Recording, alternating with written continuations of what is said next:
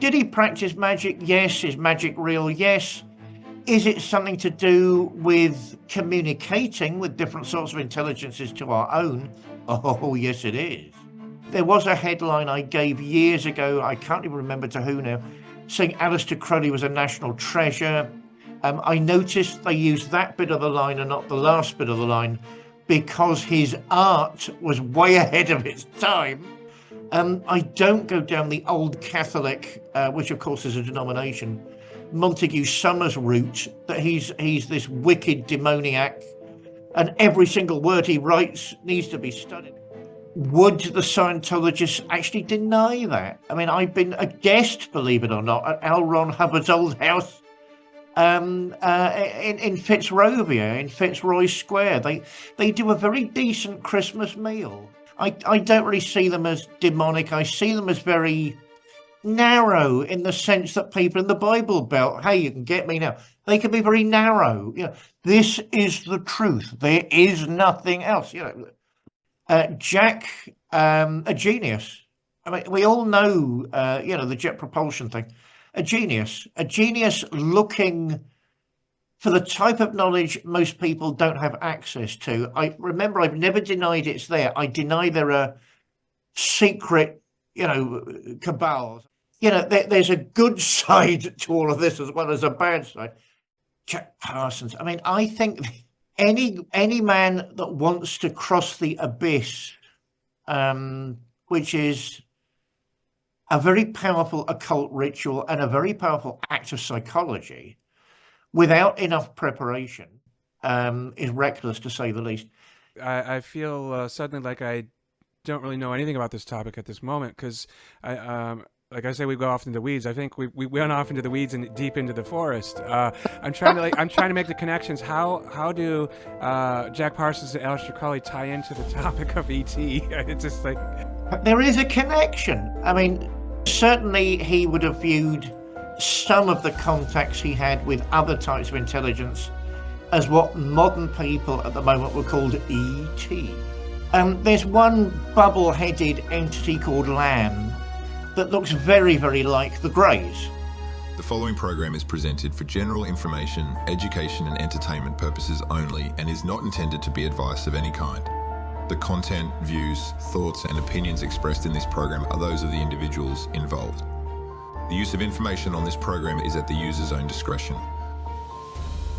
Welcome once again, one and all, wherever and whenever you may be. This is Universal Disclosure, Meeting the Moment. My name is Mike, an active UFO UAP field investigator here in Southern California, with my friend and co-host, Reverend Stu in Melbourne, Australia. Stuart, how is it going today? What's new with you? It's going well. I've got new topics I'm always exploring, doing a bit of study. It's a beautiful Sunday morning here. I'm feeling pretty good, Mike. Excellent. So what I want to do this time is we're going to go into our archives, as it were, and we're going to pull out a significant amount of conversation we had with Reverend and Pastor David William Parry that never actually made it into the episode that we put out. Okay, now can you explain to the audience why that happened? Why wasn't it in the original interview with him? Yes. So there's a couple of reasons for that. At that time, we were a brand new channel, I guess you could call us, right? We had nothing out there to the public whatsoever. We were trying to figure out how long should our episodes be, and also what exactly do we want to talk about. And the current episode that's out there that we'll link in this description as well, I think was around 2 hours. But this is about 35 to 40 minutes worth of conversation. I originally snipped out because of the length of the episode, but also at that time, my gut told me that was a little bit more farther down the road, or a more advanced conversation, as it were, for a young channel to put out there. And now that we've sort of established ourselves a bit and we see, obviously where this conversation is ultimately going to go, that was perhaps the most important part of the conversation, Stuart. So let's make it its own darn episode. Well, that's okay, and I'm comfortable with that. In fact, we've had some comments for people asking us to go deeper on these topics, so this is the time for this. Absolutely. So with that said, what I did is I put in the last comment or question that you had asked Reverend Parry, and leading up to the part that I originally took out, and it's going to go. We're going to just play that all the way through. I had timestamps somewhere. I don't know if people are that interested, but if you go back to the original video, the part that you're about to hear right now actually was in between the 35-minute mark and I think like the 40-minute mark on those chapters. But nonetheless, let's go check that out, shall we? All right, let's do this. This is interesting content, Mike. Indeed it is. Well, on the Jungian shadow work, there appears to be a correlation between trauma and the appearance of this phenomenon. So, and in the theatre of war, that was certainly a traumatic environment. I'm interested in your perspective on the World War II phenomena of Foo Fighters, if you have any thoughts on that. I find it difficult separating the phenomena as it manifested then during the scenario of a war, as opposed to the phenomena manifesting anywhere else.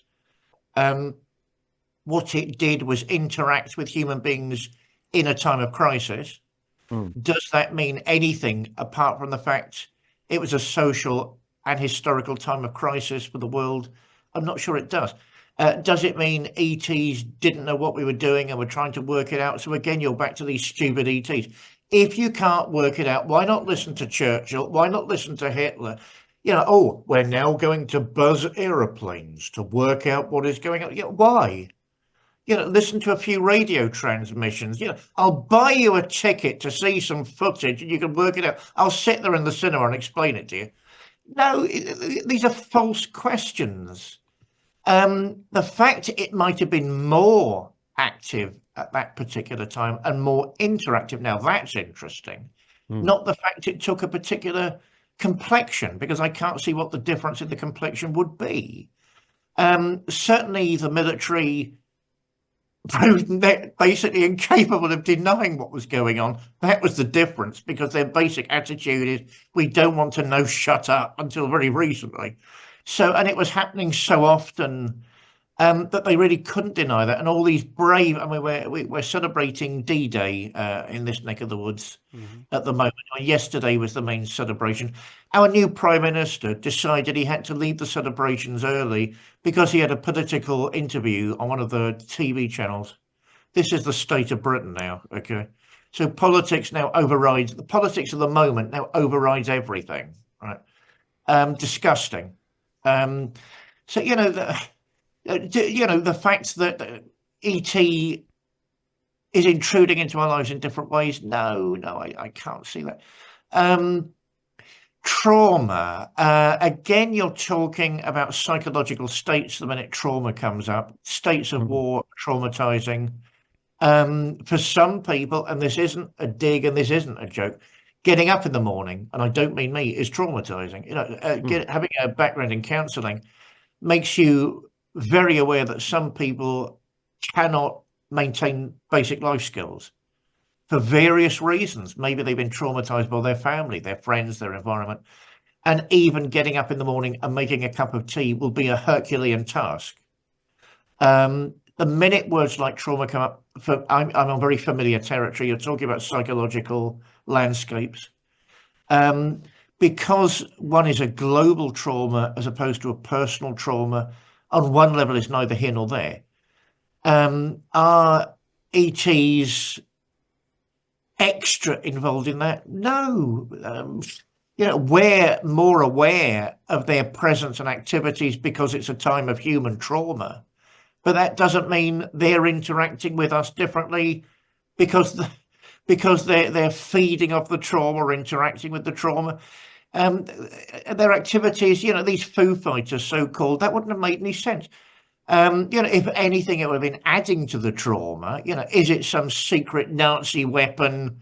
And I believe that was said, that's being aimed at us, that's monitoring the Spitfires, this innovative new war machine, all that's going on. Certainly those are the reports of the time, but I don't see anything specific in that. If anything, ET strikes me, broad brushstroke when I say ET, if anything, these intelligences strike me as interested in therapy as opposed to increasing trouble in a crisis. I mean, closing down nuclear bases and shutting down warships, which has been reported recently, that strikes me as a very, if that's true, is a very positive intervention for somebody who's worried about bigger issues. Why can't they do it everywhere? Can we have just a general shutdown, please? So, and of course, why wouldn't they do that? Because that would trigger a conflict. Who are these? Who is doing this and why? So you can even see why they wouldn't do that. No, I can't see anything special about that. It feeds into the paranormal of paranoia. Forgive me, of human conflict. And the fact that the Nazis, strange group of people, were making all sorts of inflammatory, usually ideological statements. I mean, it was propaganda. We've got super weapons that will wipe you gnats out of the sky. Well, I mean, they didn't.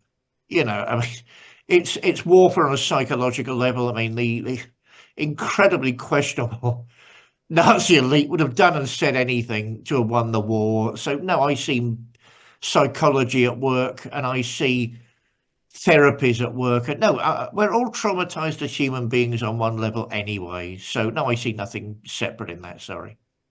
No, that's quite all right. Thank you. Okay, then I'll move on to this. What are your thoughts on the accounted collaboration between Alister Crowley, L. Ron Hubbard, the founder of Scientology, and Jet Propulsion Labs founder Jack Parsons? Curiously, that question follows on very, very logically from the previous one. My compliments to you, Stuart. Thank you. Oh, L. Ron, another good laughs. L. Ron, with his boat just womaned, an entire crew of women in white suits. Yes, Wing Commander. I mean, why are people taking all this so seriously? I'm the most important science fiction writer in the world, and I'm telling you. I mean, come on. I mean, it wasn't a bigger egoist than L. Ron Hubbard. I doubt it. People forget the funny side of all of that. And again, not laughing with. I mean, it strikes me the guy had a very, very decent sense of humor. Going around looking mysterious in various places and making sure the press only ever use the mysterious looking photograph. I mean, that's showbiz. I really love that. Oh, Big Al. Let's get into Big Al. You have to be British to understand Big Al. With my deepest respect to the rest of the world, you don't understand Big Al. The biggest ego in human history, and he's proud of it. People forget the backstory. They forget the history. He hadn't even thought of calling himself the Great Beast until he was sent down from Cambridge, I think, for actually sexually assaulting, as we'd say nowadays, one of the maids.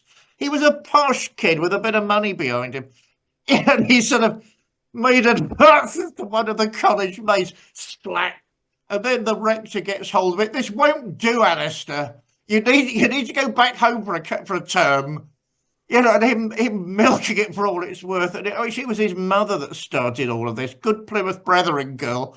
So of course, end of Victoriana, beginning to Edwardiana. So he gets called into her study, into the front room. This won't do, Alister.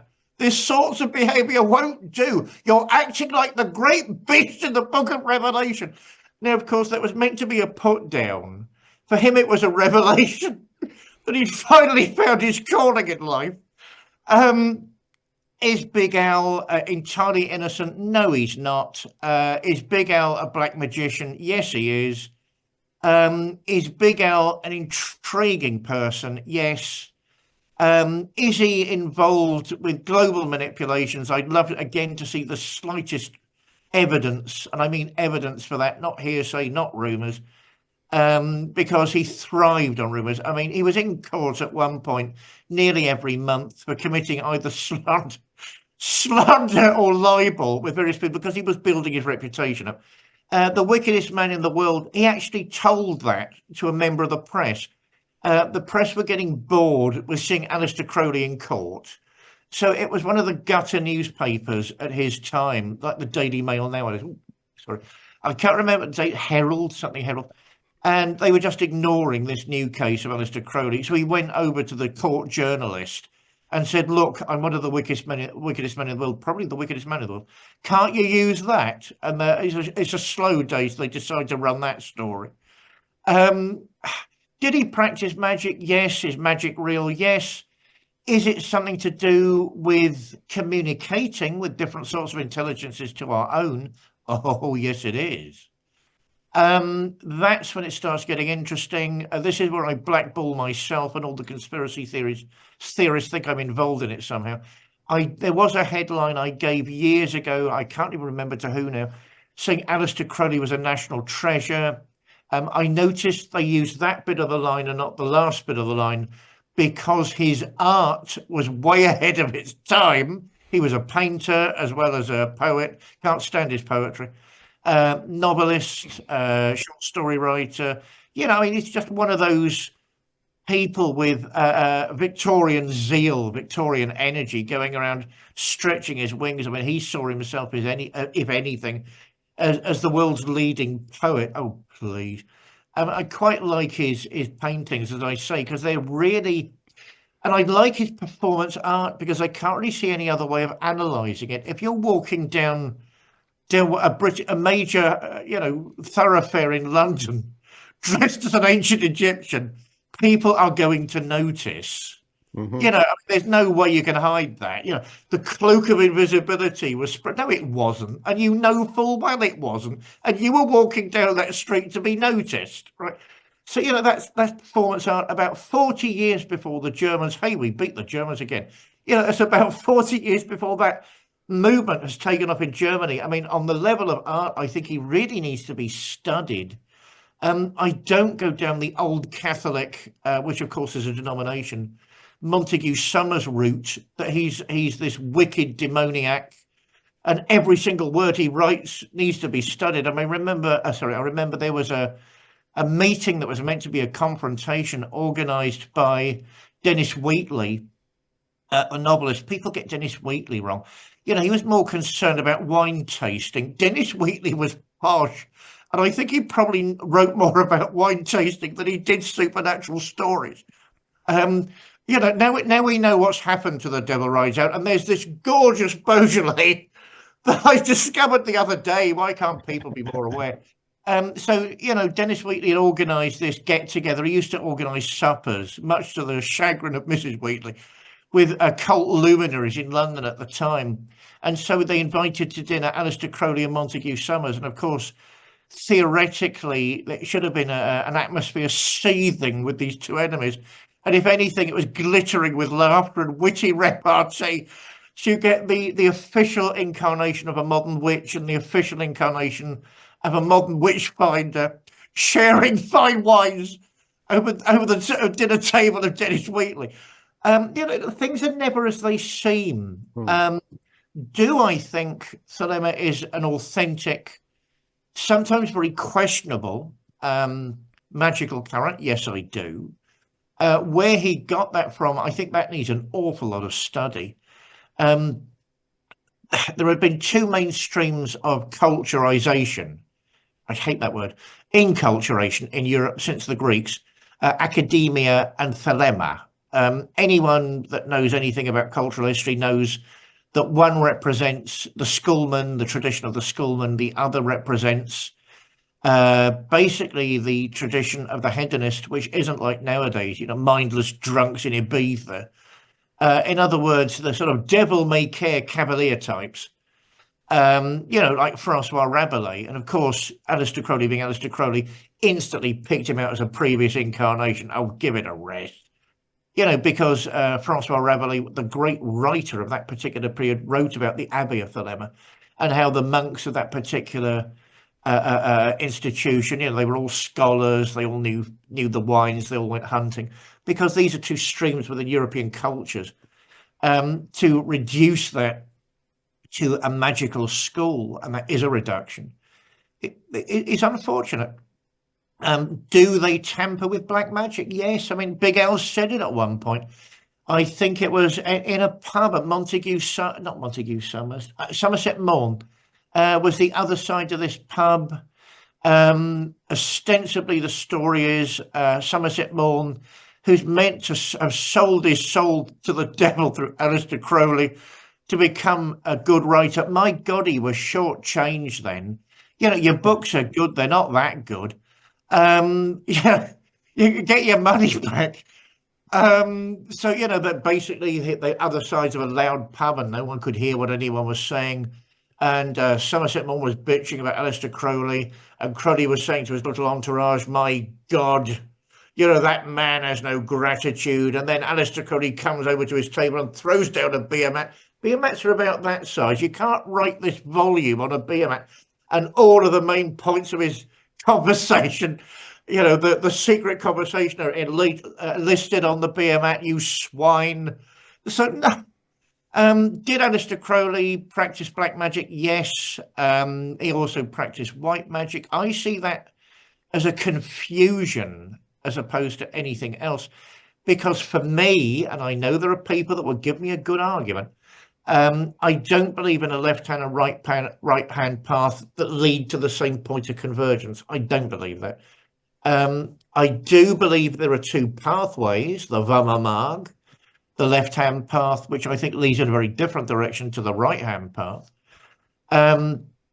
Alister Crowley, like every theatrical that said, there's a phrase in Britain, you've got to break America. You've got to break America. In other words, get a reputation over there. Yeah. And that's when the big bucks start coming in. You've got to break America.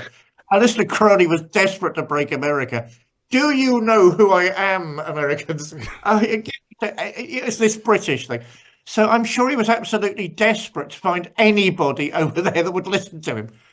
The fact L. Ron, who steals some of the secrets of the Thelemites, no way around that. Some of the 101 level secrets of mind control, right? Basic hypnotism. This Titanic, if that was available, the DOD and the Ministry of Defence would be using it. It's not available. Maybe one day it will be. It is not now. We'd all be slaves already if it was now. People like me and people like my friends here wouldn't be doing shows like this. No, we wouldn't. That wouldn't be happening.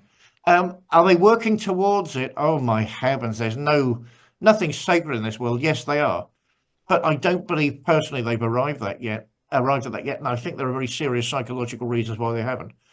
L. Ron wants to get initiated because that's what L. Ron is like, and basically, as I say, just steals some of the basic hypnotic techniques from Big Al.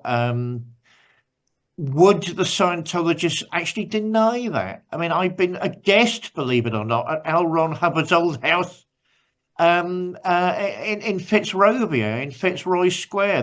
They do a very decent Christmas meal, by the way. So I was one of the luminaries that was invited. And the most depressing thing, it was the most Christmassy thing happening in London that year, because everything's got to be secular and don't offend anybody about anything. Right.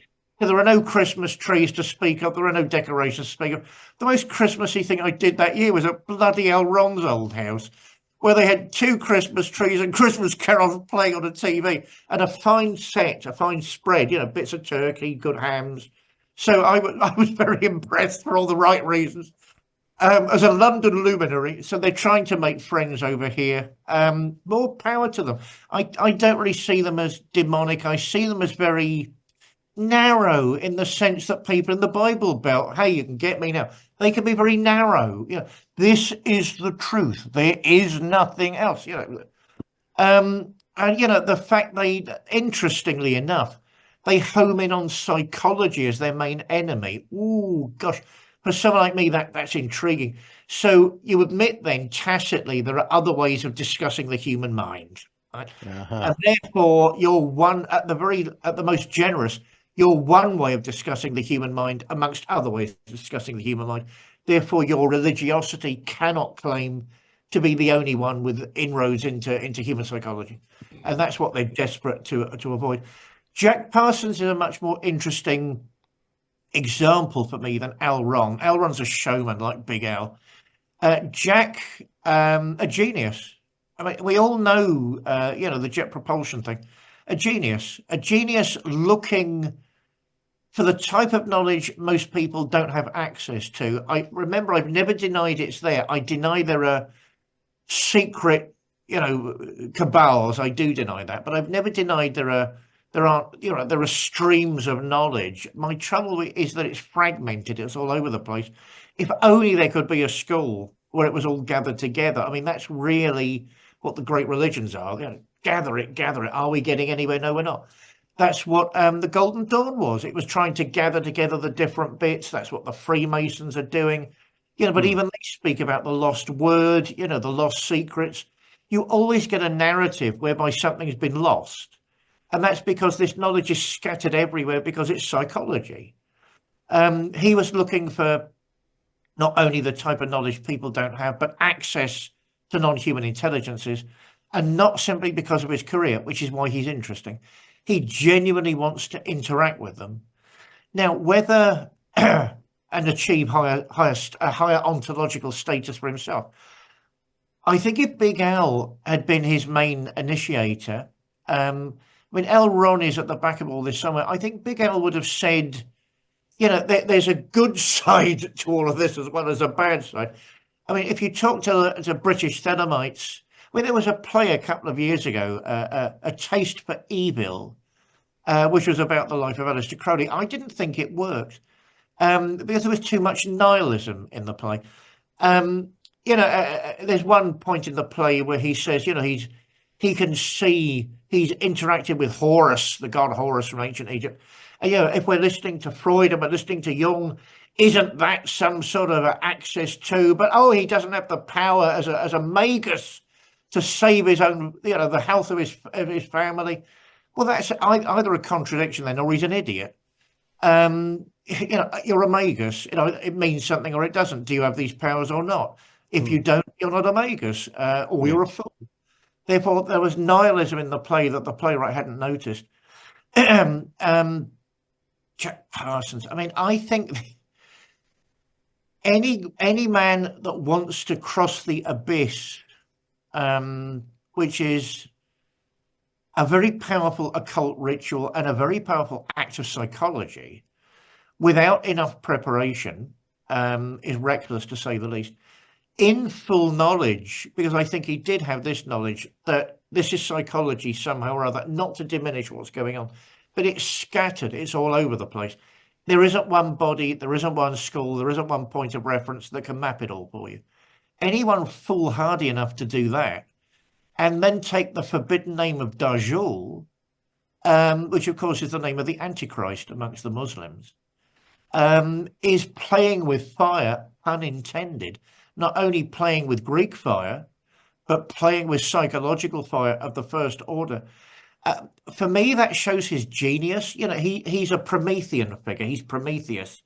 He's Baron Frankenstein. He's pushing the boundaries. He doesn't admit there are boundaries. There are no limits to him as a person, to human knowledge. Let's push and see what happens. Do I see that as malevolence? No, I don't. Do I see that as a secret occult black wisdom that he spread amongst his followers? No, I don't. Obviously, he did have followers. Obviously, he tried to spread the doctrine of Thelema as it was understood by him. I notice, if memory serves me correctly, that Crowley didn't think in private letters he'd understood it correctly. Because it's not just about yourself. It's, according to Crowley, it's about other things too. Intriguing link between three very larger-than-life personalities. Do I see them spreading, as some people seem to be saying, a cloak of darkness across the world? Sorry. If we want to see that, then let's look at Stalin, let's look at Hitler. Who was the most evil man in the world when Crowley was about? Stalin and Hitler. Not you. Look at all the deaths, look at all the suffering, look at all the tortures. There are real people that deserve that accolade as opposed to you. Oh, this might amuse me before I shut up. We can move on. I'm a libertarian. That means in the British context, that means I'm a diehard sort of total soppy liberal. The ultimate libtard. So when I'm ever on shows like this, depending how it goes, either I'm an obvious, what was it? Either I'm a complete fascist, that's 1 month, or the next month I'm an obvious communist. So, I must be doing something right. But no, as I say, all of that for me links in with conspiracy-itis, which is medieval level superstition. I believe in knowledge. I believe in the Enlightenment. I believe if people could do these things, they would do these things, because that's the human condition. And we've all got to be sensible and mature and say, right, these are the facts before us. What does it mean? No, God, that's wasn't that fair. a long answer? Oh my God, wasn't that a long answer? Shut That was up. some great. There was some fantastic stuff in there. I loved it. I'm not chasing down any conspiracy in particular. I'm more trying to find out and work out the association between these esoteric leanings and crossing the void, like you were talking about. That was amazing when you're on that path. Let's put that in different terms. I like the sort of Freudian, Jungian breakdown of the human psyche. I think you're looking at, God chose an atheist Jew to bring a great revelation to the world. What is wrong with Christianity at the moment? And I'm blaming all of the churches. By the way, I normally blame the church, not the punters, not the congregations. Modern congregations participate, but they don't engage with the mysteries of Christianity. Who's the fault? Us, not the congregations. And what let's have another go at Southern Baptists. They hate me anyway. Certain people think that's to their advantage and it's God-given, never question. Well, right, you've already lost the argument for me if you go down that route. What the church managed to do about 2 centuries ago was push out psychoanalysis and push out counselling. That's why, the shamans of the village, the monks of the village, the magicians. I mean, the religious leader of the village would be the psychologist of the village, as well as, the church has managed. I mean, it's done it twice in its history. First of all, it kills all the Gnostics. So Christianity is unique in managing to cut out its own brain. Astonishing. And now it's unique because it's cutting out its own heart. What do we think psychoanalysis is? But that's a process that's been going on for about 200 years. And now you've got religious ideology when you go to church on a Sunday, if you can be asked, and let's face, most people can't nowadays. So the moral compass. So I love chats about moral compass. There are many secularists going around saying nowadays we don't need religion, we've got a moral compass. How do you think your moral compass was formed? Where do you think it comes from? Did it just pop into being when you realized you were a rational secularist? Or do you think there's something more to it than that? So I like the map these guys, Freud's, Jung's, are coming up with, where you're looking at something like a superstructure, you're looking at an understructure. So there's the conscious level of the human mind, which most of us are, which actually is a very narrow band. You're looking at, let's go down Freud's route for a minute. You're looking at something like the cultural voices that form you at different levels of life, the voices of teachers, parents, priests, lawyers, and so on, excuse me. And you're looking at this sort of vast, that's where the real energy and power is, the vast personal subconscious. And if you're going down a Jungian route, the nearly titanic collective unconscious, which of course not only links every human being that's alive today, but every human being that's ever lived through history. People forget that.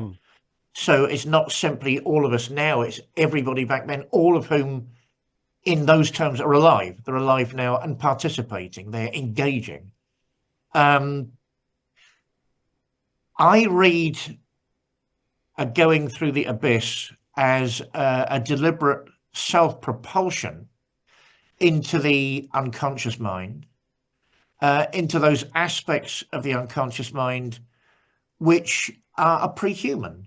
And therefore, they're not given to reason, they're not given to control, they're not really the sorts of aspects of ourselves, and I think there's more to it than that, that we can deal with on those levels. For me, do white magicians, nobody talks about white magic anymore. Have you noticed? Everything's black magic now. But it's almost as though the positive side of life is slowly being eased away. And I blame God. It's suddenly being, and the Ministry of Defence is suddenly being eased away. Don't talk about those things. Hey, religion's irrelevant now. Don't worry about it. Oh, who needs psychiatry? Let's just all be consumers.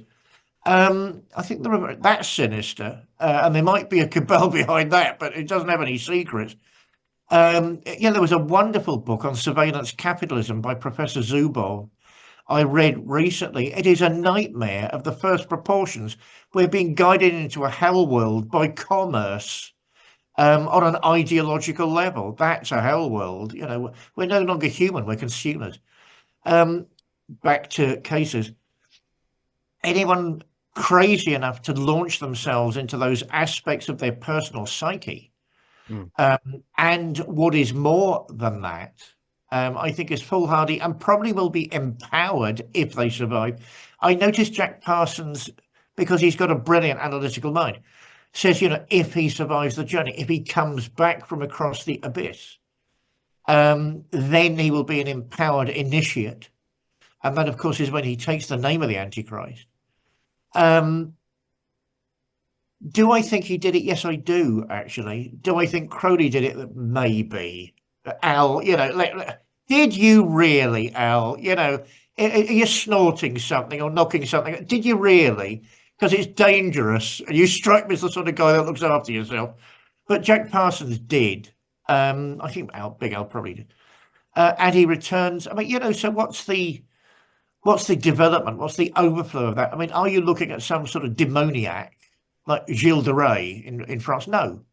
The notorious child killer of that particular period. No, you're not. You're looking at a research scientist who deals with a laboratory that makes a lot of money. So, I don't think white magicians or the occult fraternity that deals with the right-hand path even does those things, really. Because they're looking at higher consciousness, not simply altered states of consciousness. They're very different things. And sort of we'd go along the route that the Brahmins of India do, meditation and prayer, focusing on the ideal self. That strikes me as a much more healthy and holistic way of dealing with theoretical bridges between different states of consciousness. In that particular state between consciousness and a stage down, a bridge between what's below us. Whereas white magic is what's above us, the Antikarana bridge, the bridge of the gods, the rainbow bridge to what comes next, the next step in evolution, all much healthier than going down and looking at the vile entities, the id, the nightmares of the id, the monsters of the id that will devour us if we're not careful. What does that mean? It means you go mad. That's what it means. Or you become some sort of demoniac. This terrible, amoral monster that just lives according to its own whim moment by moment. But you've lost your humanity in some way or other. That's really what's going on there. I'd love to do another show with you about all of that. I've an interest in the occult. Believe it or not, there are times when I've practiced white magic myself, on the basis, on the premise that these are actually methods to reach higher consciousness. They're not. It's not this sort of Middle Ages war of black witches and white witches. As much as I love the Middle Ages, we're not in the Middle Ages. It's the 21st century. Psychology is still there in some form or other. Let's look at what it's saying. My heavens, isn't that interesting? It's putting a rational, not badly, a rational veneer on all of this. It's giving us access to things human beings have never had access to before. Let's look at that because it's much more exciting than what they said in the past. Therefore, my view to finish that story was Jack Parsons was foolhardy. Did he get what he wanted? Probably, although, where's it all lead? What did it mean? You were a genius anyway. Maybe it strengthened your powers or insights a bit more, but no. That's my basic. Oh God, I've gone on again. That's my basic view on that. You two. Thank you. Now that's okay because we can edit things later. That was some amazing content. Mike, I've got a couple more questions, but do you have something you'd like to interject with at all? Yeah, I didn't want to interrupt, but I feel suddenly like I don't really know anything about this topic at this moment because like I say, we go off into the weeds. I think we went off into the weeds and deep into the forest. I'm trying to make the connections. How do Jack Parsons and Alister Crawley tie into the topic of ET? It's just like I'm not. Okay, I'm not I'll tell you. apart. I'll tell you my thoughts on it. Right. So David, I'll tell you. So what I'm thinking. I'm not necessarily trying to uncover some conspiratorial level. I think these, yeah, I think these Foo Fighters and everything are aspects of our inner self, our our shadow work emerging in the present to say, hey, I'm here to deal. You need to deal with me. And on secret societies, I'm talking about the lineage of Gnosticism, the Library of Alexandria. Those type of things, not necessarily nefarious, just holding the light, trying to hold the candle. I got another interesting question I was going to ask you about. I'm suspicious about. I may as well just ask it now. I'm intrigued by I'm intrigued by the fact that the Dead Sea Scrolls and the Nag Hammadi codices emerged in the 40s, almost immediately after World War II, when we had the Nazis going around looking for esoteric texts. I do actually believe in things like synchronicity. Let me answer Mike first, then I'll get to that, because that's a really important question, actually, because there were subconscious forces at work in all of that. Alister Crowley, you've got to remember you're dealing with the biggest egoist in human history. Okay, so don't take anything at face value. There is a connection. I mean, certainly he would have viewed some of the contacts he had with other types of intelligence as what modern people at the moment were called ET. But extraterrestrial in itself, like, what does it mean? Not from this world, from somewhere else.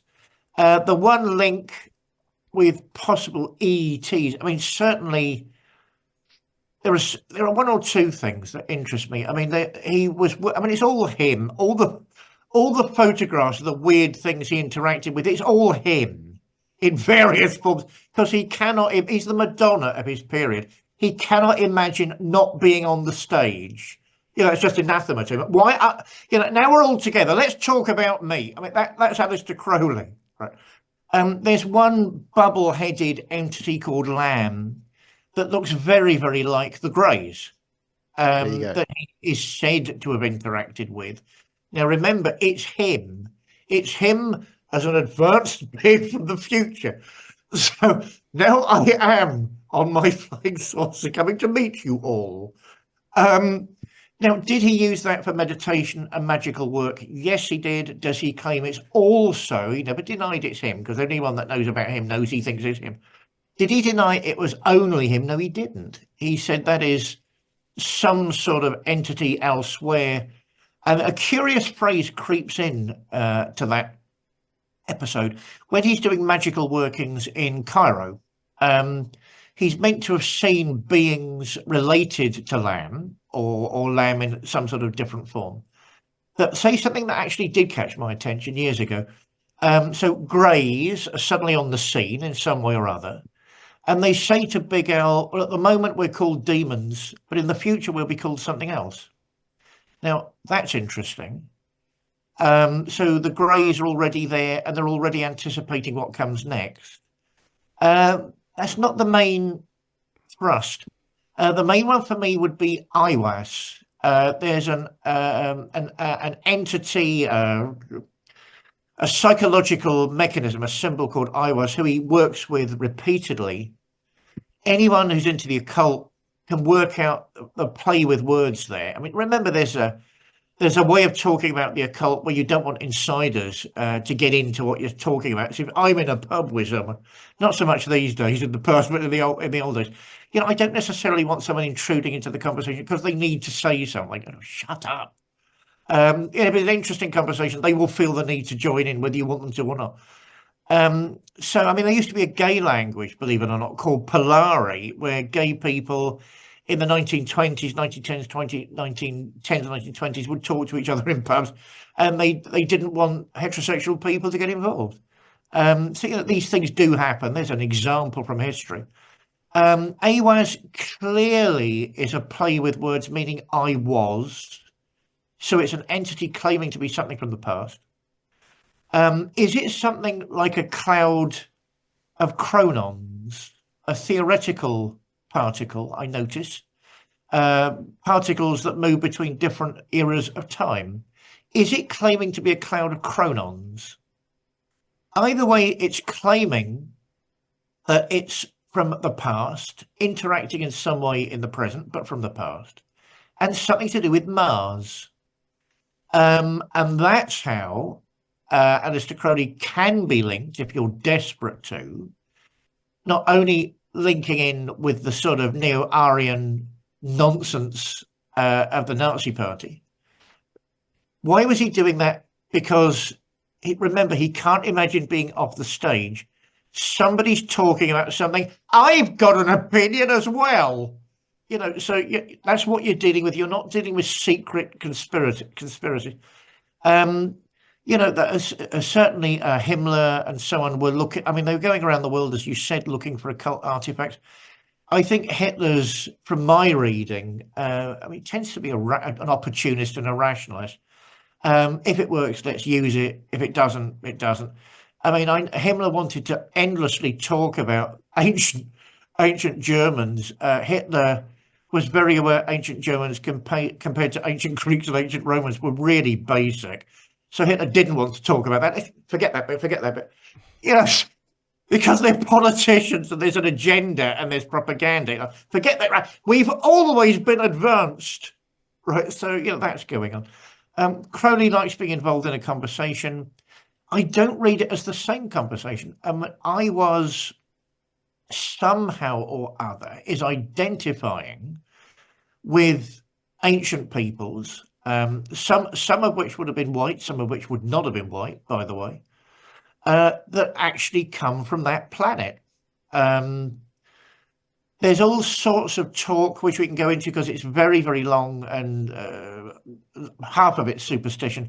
The other half of it's just intriguing and probably psychology. I'm leaving that door open, you may notice. But certainly could be seen as an ET in the modern sense, like the Greys. But it's not claiming extraterrestrial origin, it's claiming some type of relationship with that planet, and that somehow certain groups of modern people, certain ethnicities, I was not a racist, right? Certain types of ethnicity have a direct link, whether spiritual is the wrong word, whether astral or etheric. Remember, you can go between different planets on those levels. It needn't be this. You can do it that way. And if there's something called the universal unconscious, which Jung wouldn't go down that route. That was a theory from Karras, I think, that actually the subconscious, the unconscious links with everything in the cosmos. Therefore, there are ways of talking about that and experiencing that. You could be sat here now and experiencing Martian conditions. Highly theoretical. If there is a lost knowledge of Gnosticism, that is it. We've just identified what it is. So that's the way E.T. Does that answer you, Mike, would fit in with all of this? I'll now answer Stuart. Gnostics are our own worst enemies. I'm including you in this. We are our own worst enemies because we want to join in the mythologizing, right? The Library of Alexandria, yes, which was open to everybody, and you needed a ticket to get a book. And they had librarians that would chase you up if you had your book out too long, exactly like nowadays. And you've got to remember, why was all that happening? Because paper was so expensive. Scribes, hardly anybody was literate in the modern sense. It cost an arm and a leg to have a scribe write something down. If you were getting a rabbi or a monk to write something down, I'm sorry, we're looking top dollar here. And you'd have to pull resources to get the local scribe to write something down. So that's why the Library of Alexandria was very modern. Can you bring that back, please? In that sense, ancient Gnostics felt the knowledge was open to everyone because they felt basically it was a knowledge of the heart. What's the most important thing? The knowledge of the heart. Why? Because it links in with spiritual development, going through the etheric, going through the astral, to reach these ever higher states of enlightenment. Isn't that a beautiful image? Even the Bible didn't exist then. We've got to remember that. There are chapters. Sometimes there are only paragraphs. It hadn't been gathered together. That comes a couple of centuries later. And there are still arguments now about whether all the books have been gathered together or not. Why was that one left out? The Gospel of Mary, that should be included. All the histories behind it, the scholars are behind it. Anyway. So, let's take a Gnostic service way back in those days. I mean, you had people like us, a minister, pastor, who would have maybe, and a group of other Gnostics, they'd get together to pursue the quest for enlightenment. And what would happen is the priest, the priestess, we never had any hang-ups in that way from the beginning. Good for us. They'd read a tract, they'd read a paragraph, because maybe that's all they had, a paragraph from the Gospel of John, from the Gospel of Matthew, and then everyone would meditate. I mean, the priest would very clearly say, what does that mean for you? Does this resonate with you? If it doesn't, let's talk about something else. What does that mean for you? That's the Christianity of the 22nd century, because if that doesn't come back, Christianity will collapse as an ideology, because that's all it will become. Therefore, you're looking, I think, again at psychology, you're looking at genuine spirituality. Was it a coincidence that the Nag Hammadi texts suddenly turn up? Yes and no. There are such things as coincidences, but the very word coincidence in itself begs a question. In what way is there some sort of acausal connection then? Because to use what seems like an innocent word like coincidence actually is denying the link. You've actually said two things linked together in a very unusual way. The fact that these things start to surface, I agree with you, after the nightmare of World War II is intriguing. I mean, what would the Nazis have done if they'd have got hold of it? Yes, they'd have got hold of it. Yes, it would have been translated, and then it would have been put in the archives for Nazi elite only. Because I noticed they didn't go around destroying Jewish things. They were trying to work out what Jewish people were up to, and could it be used on an occult level? I mean, the SS. These terrible people, they wanted to drain the world dry of occult knowledge, so that they had mastery of all of it. I mean, people forget there were 2 years during the Nazi regime where anyone who had any access or any opinion whatsoever in the occult was arrested and interrogated by local Gestapo. What do you know? What are you saying? And most of them were just thrown out of court. I mean, Himmler was a realist. You've got to be a very worldly guy to get to that position in any political organization. You're not a dreamer. You're not a fool. You've got to know exactly what you're doing and when to put the dagger in the back to get promoted to that position. He was also, I'm loath to use the word mystic because of who he was and what he was up to. He had mystical inclinations, and therefore they were going through Germany, trying to see, heathens, all this stuff about asatru. What are you saying? You've written a book about the tarot. Why? What do you know? 90% of them were just dismissed by the Gestapo within a couple of days. One or two were kept on because they wanted a depth study. Hang on, there's more to this than meets the eye. Only a handful were under constant surveillance if they wouldn't become Nazi officials. Kurt von Vinegar, did I get the name right there? I haven't read this stuff in years. I mean, he became something like a personal seer to Himmler because they felt what he was saying had some water to it. Did Himmler believe every single word? As I say, no, he's a political realist. He thought there was something that would be drawn on. So what would they have done with Nag Hammadi and the revelations that came afterwards? This rebirth of the Holy Spirit, because that's what we're looking at. Wow. New information about ancient texts, what our ancestors thought, missing aspects of the Bible, which nobody wants to talk about. Have they all been translated? Yes, but nobody wants to talk about it. What the Gnostics were really doing, so we weren't all swines. All of this suddenly becomes accessible. And that can only be something on the level of a blessing that it didn't come before at the very least. But I think there's something else going on in the collective unconscious, I think, rather like yourself, Stuart. Wow, that was beautiful. Thank you so much.